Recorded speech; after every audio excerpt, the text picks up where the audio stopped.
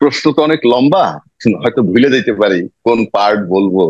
আর আপনি বলেন, পরে না হয় আমি আপনাকে ধরিয়ে দেবো, সমস্যা না, নেই। আপনাদের সামনে কথা বলতে হলে আমার মানে মানে কি বলে স্বাভাবিক থাকতে পারি না, এই কারণে যে আপনি এত বিজ্ঞ মানুষ এবং এত বেশি আহ, নানান জায়গায় আমার আলোচনা থেকে ভেজাল সেমিনার। করতে আমাকে। হ্যাঁ, যাই হোক না, আমি যেটা মনে করি আপনার ব্যাপারে সেটাই বলছি। জি, জি প্লিজ। বিষয়টা হচ্ছে, আপনি প্রথমত যদি ওই পার্টটা শুরু করি, যে আপনি বললেন যে এমন কথাও আছে যে সরকারের সাথে আতাত করে এটা করেছে, মানে জি। আপনার কথাটার অর্থ এরকম। হুম। আর সেটা দিয়ে যদি আমি শুরু করি, ধরেন আমি তর্কের খাতিরে আপনার আর্গুমেন্টটাই তর্কটাই মেনে নিলাম, কারণ জি। আপনি তার বানায় বলেন নাই বাতাস এরকম কথা আছে। সত্য রাইট। মিথ্যা আপনিও জানেন না, আমিও জানি না। রাইট।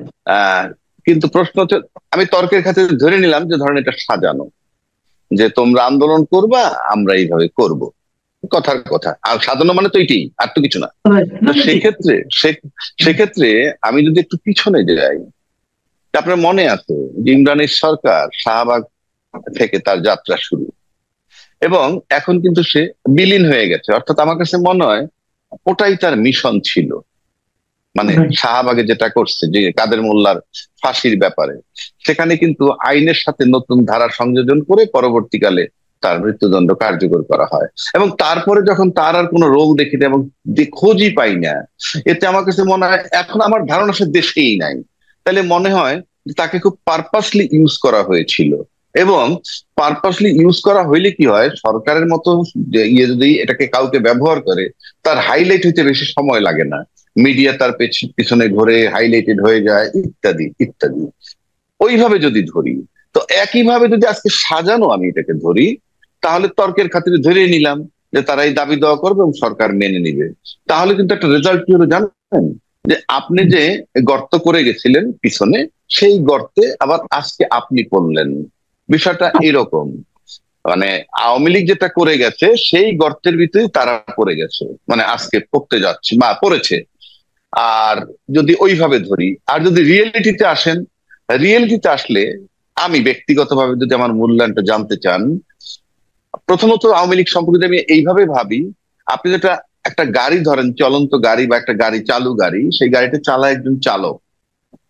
সেই চালক হঠাৎ করে মনে করেন এমন একটা পরিস্থিতি হইলো যে চালকটা গাড়িটা ছেড়ে কাউকে না বলে চলে গেল, ইভেন গাড়ির স্টার্টটাও বন্ধ করলো না। এখন আওয়ামী লীগ যদি আপনি সেইভাবে তুলনা করেন, যে গাড়িটা ছিল আওয়ামী লীগ আর চালক ছিল শেখ হাসিনা, এবং সেই শেখ হাসিনা যে 5 তারিখ চলে গেল, কাউকে কিছু বলে গেল না। বাংলাদেশে এমন কোন অনেক সরকারেরই পতন হয়েছে, তারা তৃতীয় কাউকে দাঁড়া করিয়ে দিয়ে তার কাছে ক্ষমতা হস্তান্তর করে দেশে ছিল। কখনো কারো দণ্ড হয়েছে, কখনো হয় নাই, বাট দেশে ছিল, দায়িত্বটা কাউকে বুঝাই দিছে। একটা কলেজের প্রিন্সিপালও যদি কোথাও চলে যায় 3 দিনের জন্য, সে কিন্তু কাউকে না কাউকে ভারপ্রাপ্ত প্রিন্সিপাল বানিয়ে যায়। এত বড় একটা রাষ্ট্র, যার কাছে 18 কোটি লোকের ভাগ্য এবং 18 কোটি লোকের নাম বিক্রি করেছে, যে তাকে জনগণ বসিয়েছে, কাউকে না বলে একেবারে বের হয়ে চলে গেল। তার মানে ওই গাড়িটাকে স্টার্ট দেওয়া অবস্থায় চলে গেছে। আজকে যে সিদ্ধান্ত হয়েছে, তাতে মনে করেন আওয়ামী লীগকে যদি গাড়ি ধরেন, গাড়ির জায়গায় গাড়ি আছে, শুধু স্টার্টটা বন্ধ করে দিয়েছে, মানে এই ইঞ্জিনটাকে বন্ধ করে দিয়েছে। এটা হলো আপনার যদি বলেন কার্যক্রম বন্ধ, কারণ দল নিষিদ্ধ আর কার্যক্রম নিষিদ্ধ এক নয়। এবং দল নিষিদ্ধ কোনো যৌক্তিক সিদ্ধান্তও নয়, কারণ দলের ব্যাপারে ভোট দেয় মানুষ, ভোট দিলে ক্ষমতা আসবে, না দিলে আসবে না। এটা হলো দল।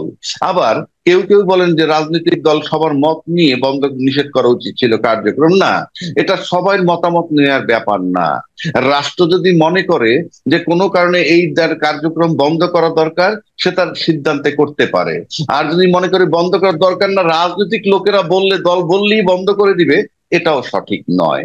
এখন আসেন, আমার কাছে এই কার্যক্রম যৌক্তিক মনে হয় কিনা। প্রথম কথা বলি, বাংলাদেশ একটা সার্বভৌম স্বাধীন সার্বভৌম দেশ। এই স্বাধীন সার্বভৌম দেশের সার্বভৌমত্ব যেই নষ্ট করুক কোনো কারণে, যে প্রক্রিয়ায় করুক, সেটা যদি আপনি মাসুদ কামালও করেন, তাহলে আমি মনে করি আপনার একটা বিরাট পানিশমেন্ট হবে, যেহেতু আপনার দল নাই। কিন্তু আপনি যদি রাজনীতি করেন এবং আপনি যদি দেশের সার্বভৌমত্ব নষ্ট করার প্রক্রিয়ায় সম্পৃক্ত থাকেন, আপনার রাজনীতি করার অধিকার বাংলাদেশে থাকবে না। এটা আমার কাছে মনে হয়, অন্তত এই যে সার্বভৌমত্ব যদি হ্যাম্পার হয়। এইবার আসেন, বাংলাদেশ একটা ভূখণ্ড আছে, সার্বভৌমত্বের সংজ্ঞায় একটা ভূখণ্ড আপনার লাগবে, সে আমাদের একটা ভূখণ্ড আছে। এবং সার্বভৌমত্বের সূত্র মোতাবেক এই ভূখণ্ডটাকে পাহারা দেওয়ার জন্য কিন্তু রাষ্ট্রের কিছু বাহিনী থাকে। অর্থাৎ বাংলাদেশের যদি বর্ডার সিকিউরিটি ধরেন আপনি, তাইলে কিন্তু ছিল বিডিআর, আজকে যারা বিজিবি। এবং আপনি জানেন যে বিডিআর এর কিন্তু নিজস্ব অফিসার নাই, সেনাবাহিনী থেকে তাদের এখানে অফিসার পাঠানো হয়। তো বাংলাদেশে 57 জন সেনা অফিসার মারা গেছে। আমি ব্যক্তিগতভাবে তখনও বিশ্বাস করতাম না যে অপারেশন ডাল ভাতের নামে এতগুলো অফিসার মারা যেতে পারে। কিন্তু সময়ের ব্যবধানে যখন জাতিসংঘ তদন্ত করলো এবং তাজুল ইসলাম সাহেবদের তত্ত্বাবধানে যখন অলরেডি বোধহয় প্রসিকিউশন কালকে বোধহয় রিপোর্ট আসবে, তাদের তদন্ত রিপোর্ট, এই দুই জায়গায় মিলে বোঝা যায় যে দ্যাট ওয়াজ এ কনস্পিরেসি, ওই হত্যাটার ব্যাপারে। এবং তারপরে যখন এই 57 জন অফিসার মারা গেল, তাদের ব্যাপারে যখন প্রধানমন্ত্রী সাবেক প্রধানমন্ত্রী শেখ হাসিনা সেনাকুঞ্জে গেলেন, সেখানে যারা ক্ষোভ প্রকাশ করছে এমন প্রায় 2 শতাধিক অফিসার চাকরিচ্যুত হয়েছে। তাহলে আমার ভূখণ্ডটা যারা পাহারা দিবে তাদের 57 জন নিহত হইল এবং 200 লোককে আপনি সরিয়ে দিলেন। তার মানে আমার ভূখণ্ডটা পাহারা দেওয়া, ভূখণ্ডটা অনেকটা অরক্ষিত হয়ে গেল, যেটা সার্বভৌমত্বের জন্য যদি হুমকি আসে খুবই যৌক্তিক।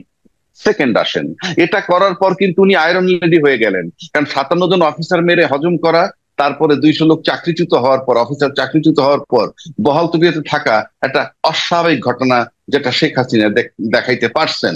এবং সেখান থেকে ভয়ের রাজনীতি, আতঙ্কের রাজনীতি বাংলাদেশে শুরু, এখানেই শেষ নয়। আপনি যদি স্বাধীন সার্বভৌম দেশ বলেন, তাহলে আপনার দেশের যে ভিতরের আভ্যন্তরীণ যে নাগরিক সমাজ আমরা, তাদেরকেও কিন্তু একেবারে স্বাধীনভাবে বেঁচে থাকতে হবে, জীবনের নিরাপত্তা থাকতে হবে। সেখানে আপনি যদি 5ই মে 2013 সালের ঘটনাটা আনেন, আপনি অনেক আলেম মারা গেছে, মাদ্রাসার ছাত্র মারা গেছে, কোনো সন্দেহ নাই। তারপরে 16 বছর ব্যাপী বিনা বিচারে হত্যা, আয়নাগর, সব যদি মিলান, তাহলে এই দেশের মানুষের আভ্যন্তরীণ সার্বভৌমত্ব বলতে যা বোঝায় সেটাও ছিল না। এরপরে যদি আসেন যে আবার বর্ডার ক্রস করে, যেমন ধরেন আপনি যে বাসাটায় থাকেন, সেখানে যদি দরজা নক করে আর যদি বলে যে আমাদেরকে কিছু গুন্ডা তাড়াচ্ছে, আপনি ঘরে একটু আশ্রয় নেই, 5টা লোক ঘরে ঢুকিয়ে দিলেন, এরপর আর বের করতে পারতেছেন না, আপনার ঘরটার প্রাইভেসি বা সার্বভৌমত্ব থাকবে? আর থাকবে না। তো আপনি যখন আমার একটা স্বাধীন ভূখণ্ডের মধ্যে 57 জন অফিসার তো মূল্যই 2009, 17তে যখন 10 লক্ষ 11 লক্ষ রোহিঙ্গা ঢুকাইলেন, সার্বভৌমত্ব আমার ছিল না। তর্কের খাতিরে ধরে নিলাম যে বিপদগ্রস্ত মানুষকে আপনি আশ্রয় দিচ্ছেন, আপনি তাদের ওয়ে আউট রেখে না ঢুকতে দিবেন, কিন্তু আপনি তারপরে আর তাদেরকে বের করতে পারলেন না। না পারলে কি হইলো, আমার দেশের একটা ভূখণ্ডের মধ্যে 10-11 লক্ষ লোক, এখন 13-14 লাখ হয়েছে, গত বছর মিলিয়ে এই সরকার সহ আরো লাখখানিক ঢুকেছে। আপনি বলতে যাচ্ছেন শেখ হাসিনা নানা কর্মকাণ্ডের মাধ্যমে বাংলাদেশের সার্বভৌমত্বকে বিপন্ন করে ফেলেছিল। ইয়েস, আমি সেটা বলতে চাই। এবং এই যে ভূখণ্ডে আপনি ঢুকাইলেন, আপনি লক্ষ্য করে দেখেন, তারপরে 18 সালের নির্বাচন হয়েছে, একটা ভূখণ্ডে 10-12 লক্ষ লোক ছিল, তারা ভোটার না, দেশের নাগরিক না, তাদেরকে আমি বাসায় রেখে আমি আমার নির্বাচন করে যাচ্ছি, ওখানে কিন্তু আমার কোনো রোল নাই, এবং তারা আমার দেশে অবৈধ, তারা আমার নাগরিক না, ভোটারও না। তাহলে আপনি, আমি শেষ করি, আমি বলে নিই, এই যে সার্বভৌমত্বের প্রতি যে হুমকি যেটা হইলো, সেই সার্বভৌমত্ব যে ক্ষতিগ্রস্ত করছি আমি আজ পর্যন্ত, আমি মনে করি সার্বভৌমত্ব যাকে দিয়ে নষ্ট হবে কিংবা হুমকির কাছে, তাদের রাজনীতি করার অধিকার নাই। সে আওয়ামী লীগ না, যে কোনো ব্যক্তি বা যে কোনো গোষ্ঠী বা যে কোনো দলের। আপনার এই বক্তব্যের সঙ্গে আমি একমত। এখন আমি একটু কুতর্ক করি। হ্যাঁ, সেটা হলো, আপনি এতক্ষণ যে কথাগুলি বললেন, এগুলি সবকিছুর জন্য শেখ হাসিনা দায়ী। শেখ হাসিনা বাংলাদেশের সার্বভৌমত্বের জন্য হুমকি ছিলেন আপনি বলছেন। যদি সেটা সত্য হয়, আপনি শেখ হাসিনার বিচার করবেন। কিন্তু আওয়ামী লীগ তো একটা অনেক বড় একটা দল, এই দলের অনেক লোক ছিলেন যারা একদম গ্রামে গঞ্জে মাঠ পর্যায়ে ছিলেন, তারা তাদের ওই এলাকার যে একজন দলের নেতা, যে তার সামনে কথা বলার সাহস পেতেন না, কিন্তু তারা আওয়ামী লীগকে ভালোবাসতেন। এখন যদি আপনি আওয়ামী লীগটাই বন্ধ করে দেন, তাহলে তাদের যাওয়ার জায়গাটা আপনি কোথায় রাখলেন? এতগুলো লোককে আপনি কোথায় যেতে দিবেন? এতগুলো লোক তাহলে কি করবে? কাজে ধরেন যখন একটা বাস কাউকে অ্যাক্সিডেন্ট করে, তখন আপনি কি করবেন? বাসের ড্রাইভারকে নিয়ে থানায় দিবেন অথবা পুলিশের কাছে দিবেন। আপনি যদি বাসটাই পুড়িয়ে দেন, তাহলে সেটা কি আপনার বিবেচনা লজিক্যাল হলো? আপনি এটার জবাব যদি দেই, একটা বাস বা গাড়ি যখন অ্যাক্সিডেন্ট করে, কিংবা একটা বাস বা একটা গাড়ির ভিতরে যখন ইয়াবা পাওয়া যায় কিংবা মাদক পাওয়া যায়, তখন আপনি ড্রাইভারকে আটক করেন। ড্রাইভার বলতে যিনি চালান তিনি যদি গাড়ির মালিক হন, তিনি চালক, তাকে আপনি গ্রেফতার করেন, ভালো কথা। ইয়াবা পাইছেন, ভালো কথা। এই গাড়িতে ইয়াবা কে উঠাইছিল? গাড়ি নিজে উঠাইছেন, আপনি উঠাইছেন, কিন্তু গাড়িটা কাস্টডিতে যায় কেন? গাড়িটা থানা সিজ করে কেন? আপনি কি এটার যুক্তি আছে কোনো? আমি চ্যালেঞ্জ করে বলতে পারি আমার এটার যুক্তি নাই। কারণ এই অ্যাক্সিডেন্ট গাড়ি করে নাই, করছে চালক। এই গাড়িতে মাদক উঠাইছে ওই ভদ্রলোক, গাড়িতে উঠায় নাই। কিন্তু আপনি গাড়িটাকে কিন্তু আসলে আলামত হিসাবে নিয়ে যাচ্ছেন কোথায়? আপনার থানায়, থানা কাস্টডিতে। তাহলে একটা বাড়িতে যখন রেপ হয় কেউ, তখন কি আলামত হিসেবে সেই বাড়িটা তুলে নেয়? নেয় না তো। এক। দুই, যখন কোনো এয়ারক্রাফটের ভিতরে কোনো অবৈধ ইয়াবা উদ্ধার হয়, সেই এয়ারক্রাফটটাকে সিজ করে কোথাও নিয়ে যাওয়া হয়? নিয়ে যাওয়া হয় না তো। সুতরাং যে সূত্রে, যে তথ্যে, যে কারণে গাড়িটা নিয়ে যেতে পারে থানায়, মাদক পাইলেন গাড়িতে, গাড়িতেও আর উঠায় নাই, অ্যাক্সিডেন্ট করলো চালক, গাড়ি তো আর করে নাই, কিন্তু হাজার হাজার গাড়ি তো আপনার থানায় কাস্টডিতে আটকা রয়েছে। সেটা কেন? যেই কারণে ওই গাড়ি আটকা, সেই কারণে আপনার এই একইভাবে, যেহেতু আপনি যে দলটার কথা বলছেন সেই দলটা কি করছে, যেটা বললাম, বয়ান দিলাম, এই যে সার্বভৌমত্ব নষ্ট করেছে বললাম, আমি খুব যৌক্তিক, আমি মনে করি না আমাকে কেউ চ্যালেঞ্জ করতে পারবে।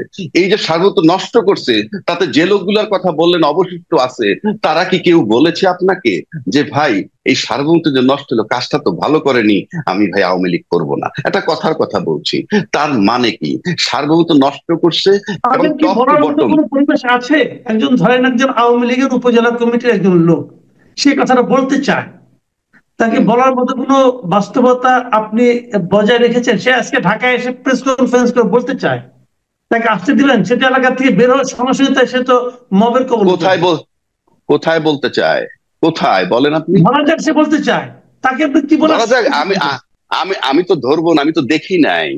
ইভেন শেখ হাসিনা চলে যাওয়ার পর উনি কি বলছেন? উনি বলছেন আমার কি অপরাধ, ওনার আমি কথা কি বাদ দেন, করেছি?